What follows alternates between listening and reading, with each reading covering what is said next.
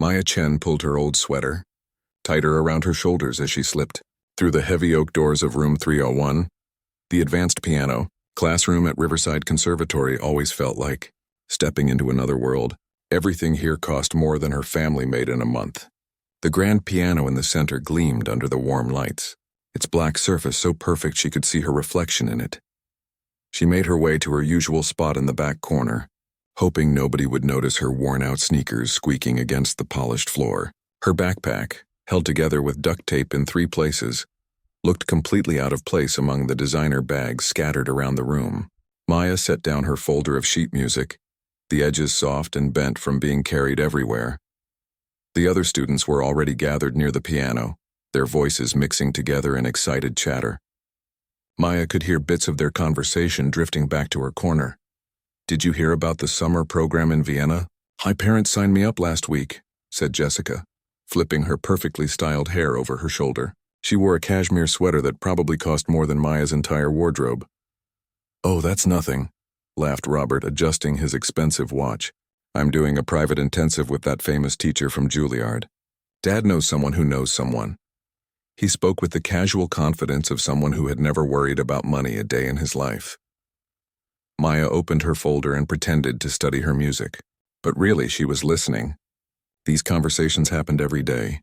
Private lessons with world-renowned teachers, summer programs in Europe, master classes with concert pianists, all things that existed in a completely different universe from Maya's reality. Her reality was much simpler and much harder. Every Tuesday and Thursday after this class, she would change out of her school clothes in the conservatory bathroom and put on her work uniform.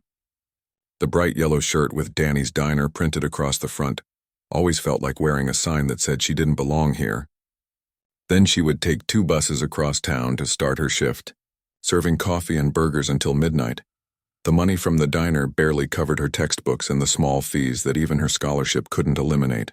Most nights she would get home after 1 in the morning, exhausted but still needing to finish homework by the dim light of her desk lamp. Her parents worked double shifts at the factory and were usually already asleep when she got back, but Maya never complained. This scholarship was a miracle. When the letter arrived 6 months ago, her mother had cried tears of joy. Maya was the first person in her family to attend college, let alone study music at one of the most prestigious conservatories in the state.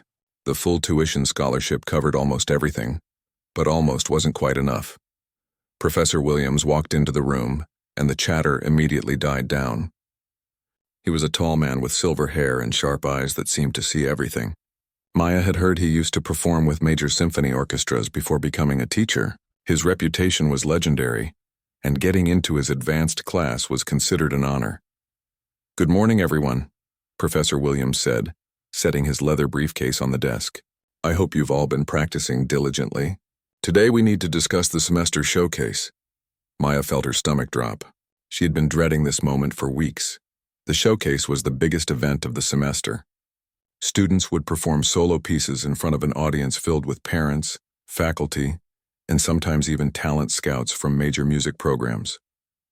It was a chance to shine, to prove yourself, to maybe catch the attention of someone important. For Maya, it felt more like walking toward a cliff. "Each of you will perform one piece of your choosing," Professor Williams continued. "This is your opportunity to demonstrate everything you've learned this semester. I expect pieces that challenge you and showcase your individual strengths." Around the room, Maya could see her classmates' faces lighting up with excitement. Jessica was probably already planning which dress she would wear. Robert was likely thinking about which of his many impressive pieces would make the biggest impact. Maya just felt sick, while her classmates spent their afternoons in private lessons and their evenings practicing in their home music rooms. Maya was wiping down tables and refilling coffee cups. While they worked through complex Chopin pieces and challenging Bach inventions, Maya was lucky if she could find 30 minutes of practice time after her shifts ended, and the building was nearly empty. "I want to see your piece selections by next week," Professor Williams announced. "Remember, this showcase is attended by faculty from across the music department. Make it count." As the class ended and students began filing out, Maya heard the familiar sound of her classmates making plans. "Want to come over and practice together?" Jessica asked a group of girls near the front. "My parents just got me a new Steinway for the music room. Maya packed up her folder quietly. She had never been invited to study sessions or practice parties. It wasn't that her classmates were mean to her exactly. They just didn't seem to see her at all. She was like background music, present but not really noticed. She was almost to the door when Professor Williams called her name. "Maya, could you stay for a moment?" Her heart started beating faster as she turned back toward his desk. The last few students glanced at her curiously as they left, probably wondering what she had done wrong. Professor Williams waited until the room was empty before speaking. His expression wasn't unkind, but it wasn't particularly warm either. "I wanted to talk to you about the showcase piece," he said, organizing some papers on his desk. "I know this class has been challenging for you. Your technical skills are coming along, but I think we need to be realistic about expectations." Maya nodded, not trusting herself to speak. She could feel heat rising in her cheeks. "I don't want you to feel pressured to attempt something beyond your current level," Professor Williams continued. "There's no shame in choosing a piece that's well within your abilities. The important thing is to perform it cleanly and with confidence." The words stung even though Maya knew he meant them kindly. She understood what he was really saying. While her classmates would dazzle the audience with their advanced repertoire, she should stick to something simple. Something safe. Something that wouldn't embarrass anyone. "I understand," Maya managed to say. "Good," Professor Williams smiled. "I'm sure you'll choose something appropriate. Have a good afternoon." Maya walked out of the classroom feeling smaller than when she had walked in. The hallways of the conservatory suddenly felt even more intimidating, filled with the sounds of students practicing complex pieces behind closed doors. Somewhere, Jessica was probably running through a difficult listitude on her new Steinway. Robert was likely polishing his interpretation of a Rachmaninoff prelude. And Maya would be serving burgers in 3 hours, trying not to think about how she was going, to find a piece simple enough that she wouldn't humiliate herself at the showcase. But as she pushed through the heavy doors and stepped out into the afternoon sunlight, Maya made herself a promise. She would find a way to make this work.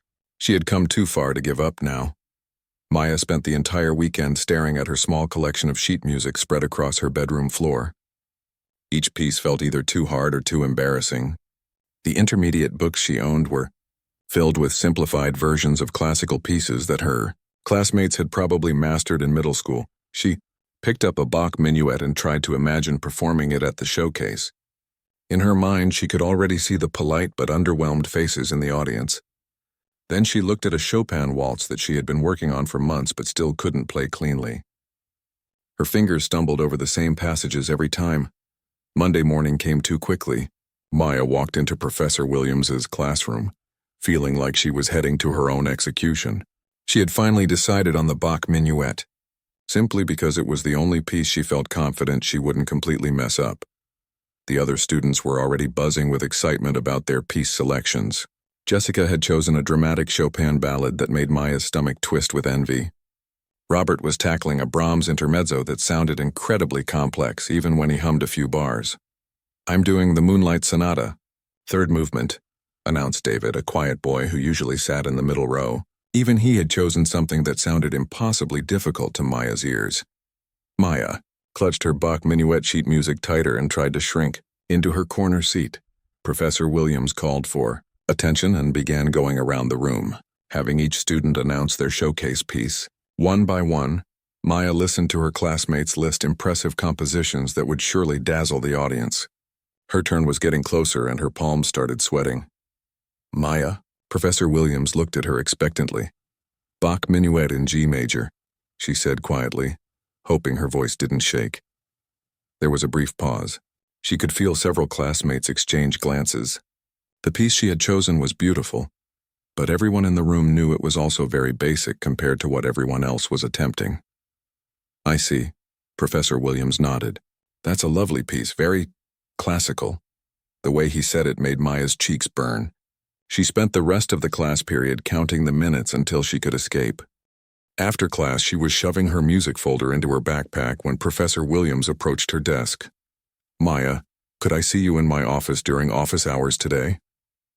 I'd like to discuss your showcase piece a bit more." Maya's heart sank.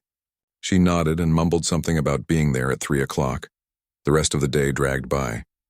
During lunch, she sat alone in the cafeteria, picking at a peanut butter sandwich while rehearsing what she might say to Professor Williams. Maybe she could convince him that the Bach piece was more challenging than it seemed. Maybe she could explain that she had been working on some more difficult music and just needed a little more time. But deep down, she knew the truth. She was behind. Way behind. At exactly 3 o'clock, Maya knocked on Professor Williams's office door. The small room was lined with music books and framed photographs of him performing with various orchestras. A baby grand piano took up most of the space, making the office feel even smaller. "Come in, Maya.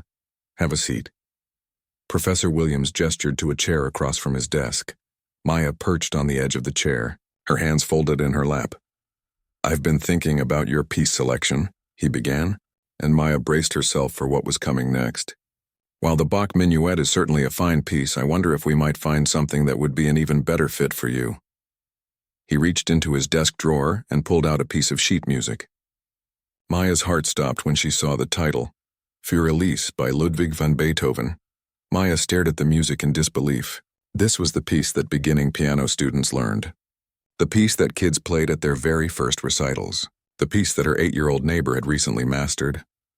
"I know what you're thinking," Professor Williams said gently, "but hear me out. This piece has beautiful melodic lines and gives you room to really focus on expression and dynamics. Sometimes the most familiar pieces can be the most challenging to perform well, because everyone knows how they should sound." Maya looked down at the sheet music in her hands. The notes seemed to blur as her eyes filled with tears she was determined not to let fall.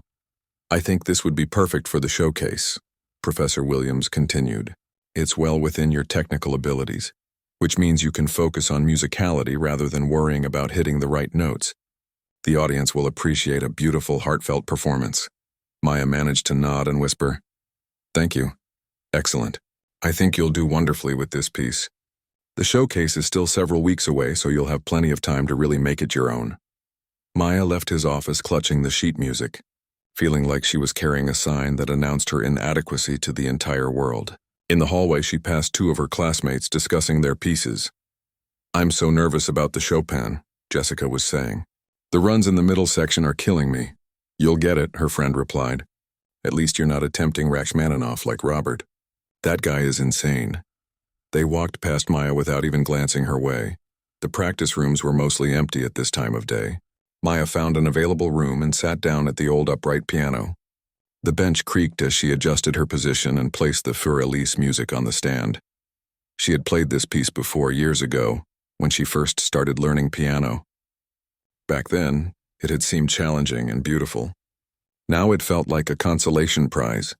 Maya began to play the opening notes. The familiar melody filled the small practice room, and despite everything, she found herself getting lost in the music. The piece really was beautiful, even if it was simple, even if it made her feel like a child among adults. She was so focused on the music that she didn't notice 2 of her classmates walking past the practice room. Through the small window in the door, they could see her playing. "Is that for Elise?" one of them said with a laugh. "Oh my God, it is. That's what my little sister is learning in her lessons," the other replied. "I can't believe someone in advanced class is playing that for the showcase. Maybe Professor Williams felt sorry for her," the first one whispered as they continued down the hall. Maya's hands froze on the keys. She had heard every word. For a moment, she just sat there in the silence, staring at the sheet music. Then very slowly, she began to play again. This time, something was different. There was a determination in her touch that hadn't been there before. Let them whisper, she thought. Let them assume they knew what she was capable of. Maya played the piece 3 more times before packing up her music. As she left the practice room, she made a decision. She would learn this piece so well that no one would ever call it simple again. She just had to figure out how to make that happen, while working double shifts and keeping up with all her other classes. But Maya Chen had never been one to back down from a challenge, even when the odds were stacked against her. Especially then. That evening, Maya sat in her tiny bedroom staring at the Für Elise sheet music spread across her desk. The familiar notes seemed to mock her from the page. She could practically hear her classmates' whispered comments echoing in her head. She picked up her phone and scrolled to a contact she hadn't called in months. Her finger hovered over the name Grandma Lee for a long moment before finally pressing the button. Maya. My dear granddaughter, what a wonderful surprise, came the warm voice on the other end. Even at 78, her grandmother's voice still carried traces of the elegance that had once graced concert halls across 3 continents. Hi, Grandma. I need to ask you something. Maya had always been able to talk to her grandmother about anything, but this conversation felt different. It had been so long since they had spoken about music, about the piano, about the dreams they once shared. What is it, little one? Do you remember when you used to teach me piano? When I was small? There was a pause on the other end of the line. When her grandmother spoke again, her voice was softer, filled with memories. Of course I remember. How could I forget? You had such tiny hands, but such a big heart for the music. You would sit on that old bench in our apartment, your feet barely reaching the pedals, playing like you were born to it. Maya closed her eyes, and suddenly she was 7 years old again, sitting next to her grandmother, at the worn upright piano that had dominated their small living room. Her grandmother's hands wrinkled but still graceful, guiding her small fingers across the keys. I used to call you my little Mozart. Her grandmother continued with a gentle laugh. Do you remember? You could hear a piece once and play it back perfectly. I had never seen anything like it. Maya did remember. She remembered how music used to fill every corner of their home, how her grandmother would tell her stories about performing in Beijing, about the audiences who would sit in complete silence, hanging on every note, how she would describe the feeling of the music flowing through her fingers like electricity. Grandma, why didn't you ever tell anyone? About your career, I mean. About how you used to perform. Another pause. This one longer. Oh, my dear child, that was a different life in a different world. When your grandfather and I came to America, we had to start over completely. No one here knew who I was, and frankly, we were too busy trying to survive to worry about my past accomplishments. Your grandfather worked in the factory, I cleaned houses. We did what we had to do. Maya felt tears prick her eyes. She had never really understood the sacrifices her grandparents had made. All she knew was that her grandmother had once been someone important in the music world, but the details had always been vague. But you kept playing, Maya said. You taught me. Music was the one thing I couldn't give up. And when I saw how naturally it came to you, Maya, you were special. You still are special. I don't feel special, Grandma. I feel like I'm failing. Maya found herself telling her grandmother everything.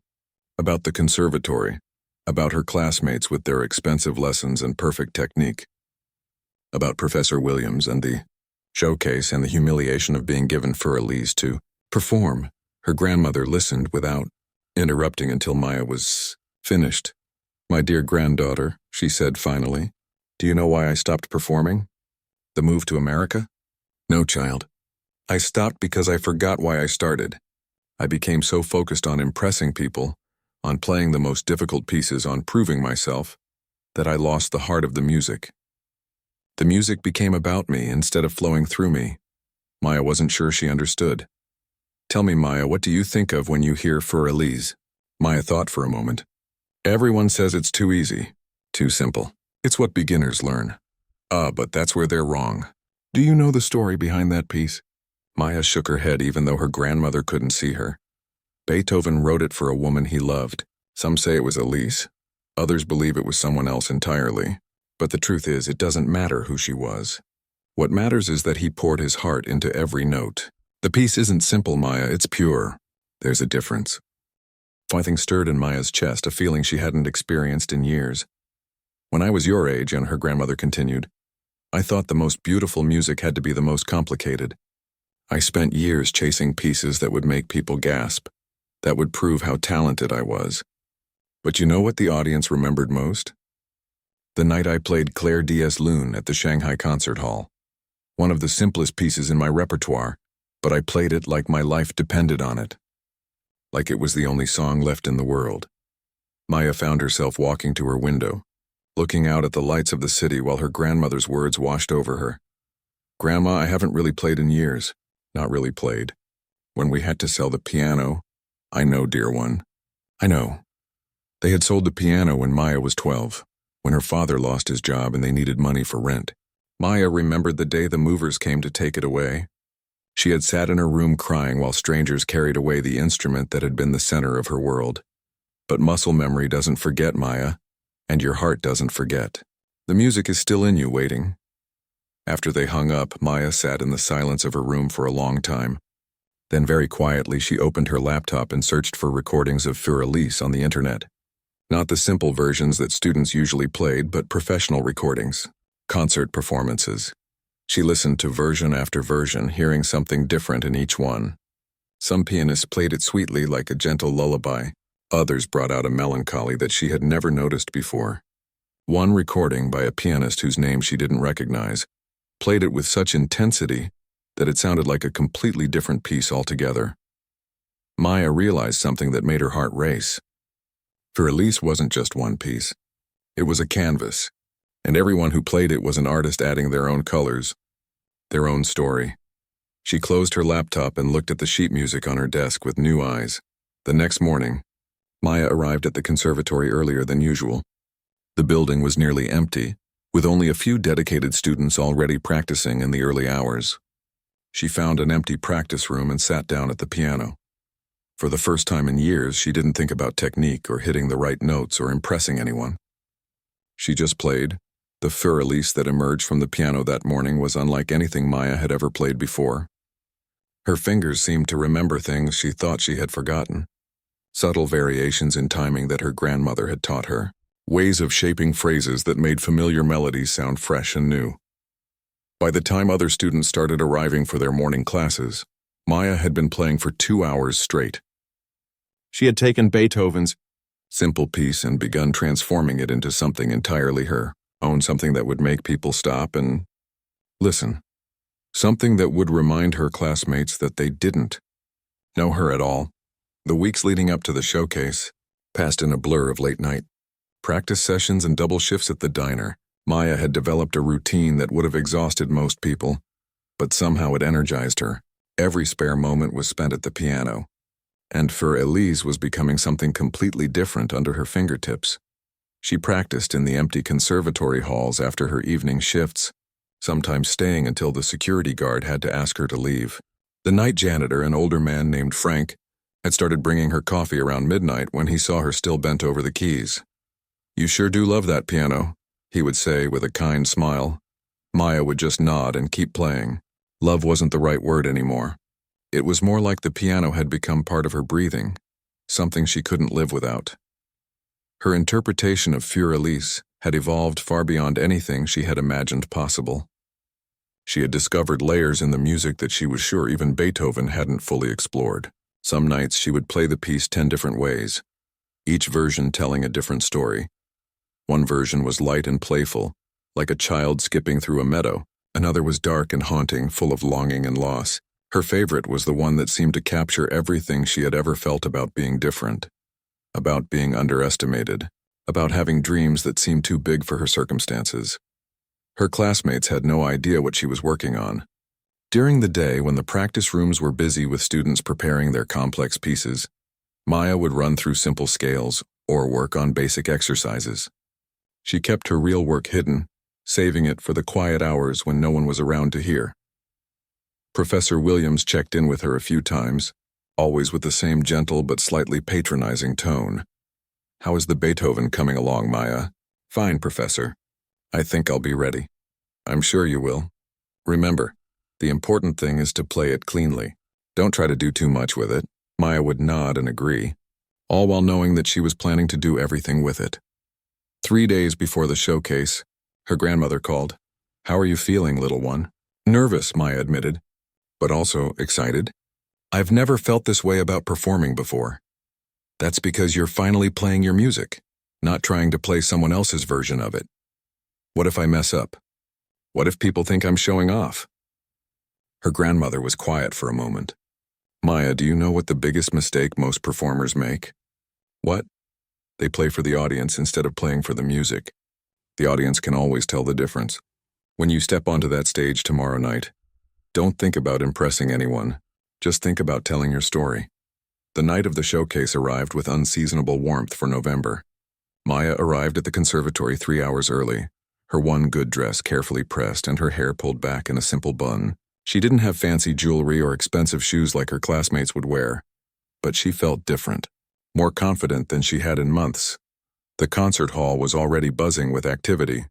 Students were warming up in practice rooms. Parents were arriving with flowers and cameras, and faculty members were setting up programs and adjusting lights. Maya found a quiet corner backstage and tried to calm her racing heart. She could hear bits of conversation as people filtered past. "Did you hear Robert's Brahms last week in masterclass? Incredible. Jessica's been working with that private teacher from the symphony. She's going to blow everyone away. I heard someone in the advanced class is playing for Elise. Can you believe it?" Maya's cheeks burned, but she forced herself to breathe deeply. Let them talk. Let them underestimate her. She knew what she was capable of now. The performance order had been posted weeks ago. Maya was scheduled to perform 8th out of 12 students, right in the middle of the program. She had initially been disappointed not to be closing the show, but now she realized it was perfect. She would be unexpected, a surprise in the middle of all the technical fireworks. One by one, she listened to her classmates perform from behind the heavy curtain. David's Moonlight Sonata was technically perfect but lacked emotion. Jessica's Chopin Ballade was impressive and flashy, earning enthusiastic applause. Robert's Brahms was complex and showed off his considerable skill, though Maya noticed he stumbled slightly in the difficult middle section. Each performance was followed by polite applause and the rustling sound of programs being turned to the next page. Maya's name was called. She walked onto the stage, and for a moment, the lights were so bright she couldn't see the audience at all. The concert hall felt enormous, much bigger than it looked from the back row where she usually sat during other performances.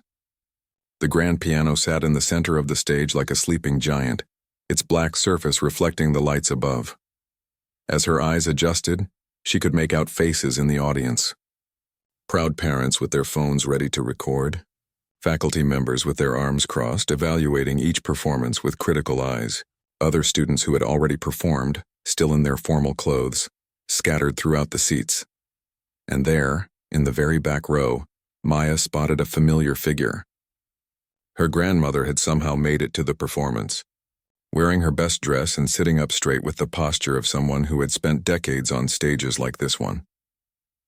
Maya walked to the piano bench and adjusted it slightly, just like her grandmother had taught her years ago. She placed her hands in her lap and took a deep breath, feeling the weight of the silence in the room.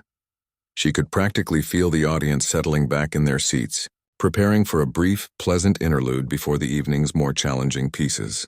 In the front row, she saw Professor Williams give her an encouraging nod, the kind of look adults give children before a school recital. Maya placed her hands on the keys and closed her eyes. When she opened them again, something had changed. The nervous girl who had walked onto the stage was gone. In her place sat a musician who had found her voice. The first notes of Für Elise floated into the concert hall, but they weren't the notes the audience expected to hear. Maya's interpretation began so softly that people had to lean forward to listen. The familiar melody was there, but it was wrapped in subtleties and variations that made it sound like a completely new composition. Her grandmother's words echoed in her mind. Play for the music, not for the audience. Maya began to tell her story. What happened next was nothing short of magic. Maya's fingers danced across the keys with a grace that seemed impossible for someone who was supposed to be struggling with basic technique. The opening notes of Für Elise floated through the concert hall, but they carried weight and emotion that no one in the audience had expected. She played the familiar melody like she was sharing a secret, each note carefully chosen and perfectly placed. But then, just when the audience thought they knew where the music was going, Maya began to weave in subtle variations. Her left hand added harmonies that Beethoven had never written, but somehow felt like they had always belonged there. In the third row, Professor Williams sat forward in his chair, his eyebrows drawing together in confusion and growing amazement. This wasn't the simple, safe performance he had expected. This was something else entirely. Maya's interpretation told a story that everyone in the room could feel, even if they couldn't put it into words. The opening section whispered of childhood dreams and innocent hope. Her touch was so delicate that some audience members found themselves holding their breath, afraid that any sound might break the spell she was weaving. Then the music began to change. The middle section, usually played as a pleasant interlude, became something darker and more complex under Maya's hands. She played with the intensity of someone who had known struggle, who had felt the sting of being overlooked and underestimated. The notes seemed to speak of long nights working in a diner, of sitting alone in practice rooms, of dreams that felt impossibly far away. Jessica, who was sitting with her parents near the front, found herself leaning forward despite herself. She had dismissed Maya's piece choice weeks ago, but now she was listening to music that was more emotionally powerful than anything she had ever played. Maya's fingers found their way into passages that seemed to exist somewhere between Beethoven's original composition and something entirely new. She played with technical skill that rivaled any of her classmates, but more than that, she played with a depth of feeling that came from years of holding back, of hiding her true abilities, of being told she wasn't good enough. The audience was completely silent now. Even the faculty members who usually whispered notes to each other during student performances had stopped moving. Every person in the hall was caught up in Maya's musical storytelling. As she moved into the final section, Maya's playing became something transcendent. She took the familiar closing melody and transformed it into a declaration of triumph. Not the flashy, show-off kind of triumph that came from playing the most difficult piece in the book, but something deeper. The triumph of finding your voice. The triumph of refusing to let others define your worth. Her grandmother, sitting in the back row, had tears streaming down her cheeks. She recognized something in Maya's playing that went beyond technical skill or even natural talent. She was hearing the sound of someone who had finally stopped hiding and started sharing their gift with the world. Maya's hands moved across the keyboard like she was conducting a conversation with the piano itself. Every phrase was a question and answer. Every melody line was perfectly balanced against the harmony beneath it. She played with the confidence of someone who knew exactly what story she was telling and wasn't afraid to tell it. The final notes rang out in the concert hall and seemed to hang in the air for an eternity. Maya lifted her hands from the keys and sat perfectly still for a moment, as if she too was surprised by what had just emerged from the piano. The silence stretched on for what felt like forever. Then, from somewhere in the back of the hall came the sound of a single person clapping. It was Maya's grandmother, standing up and applauding with the enthusiasm of someone who had just witnessed something extraordinary. The rest of the audience seemed to wake up from a dream. One by one they began to clap, slowly at first, then with growing intensity. Within seconds, the entire concert hall erupted in applause that was unlike anything Maya had ever heard. People weren't just clapping politely. They were on their feet, applauding with genuine enthusiasm and amazement. In the front row, she could see Professor Williams standing and clapping, with an expression of complete bewilderment on his face. He looked like someone who had just realized he had been completely wrong about everything. Maya stood and took a small bow, feeling like she was floating above the stage. The applause continued for what seemed like several minutes, longer than any other performance that evening. As she walked off the stage, she could hear people talking in excited voices. "Did you hear that? How is she in basic level classes? That was incredible. Who is that girl?" Backstage, Maya leaned against a wall and tried to catch her breath. Her hands were shaking, but not from nerves, from pure adrenaline and the overwhelming feeling that something fundamental had just changed in her life. The rest of the performances seemed to pass in a blur. The remaining students played their challenging pieces competently, but somehow they all sounded flat and technical, compared to what Maya had just shared with the audience. After the final performer took their bow, all 12 students were called back to the stage for a final curtain call. As they lined up, Maya found herself standing between Jessica and Robert, both of whom kept glancing at her with expressions she had never seen before. Respect, and maybe a little bit of awe. The audience gave them all a warm round of applause, but Maya noticed that several people were looking directly at her, still talking quietly among themselves. As they filed off the stage, Professor Williams appeared at Maya's elbow. "Maya, I need to speak with you." They found a quiet corner backstage while parents and students mingled in the lobby. Professor Williams looked at Maya like he was seeing her for the first time. "I owe you an apology," he said simply. "I completely misjudged your abilities. That performance was extraordinary." Maya felt a warmth spread through her chest that had nothing to do with the stage lights. "Where did you learn to play like that?" he asked. "My grandmother taught me when I was little," Maya said. "I guess I just forgot for a while." Professor Williams shook his head in amazement. "I've been teaching for 20 years and I've never heard a student bring that level of artistry to any piece, let alone one as familiar as Firali's.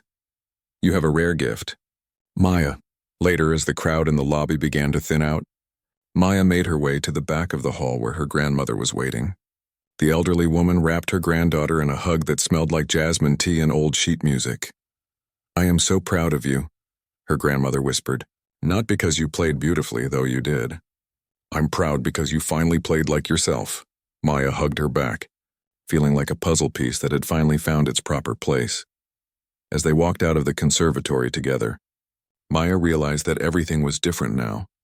Not because she had impressed people or proven herself to her classmates, but because she had remembered who she really was. She was Maya Chen. She had a story to tell, and she wasn't going to hide it anymore.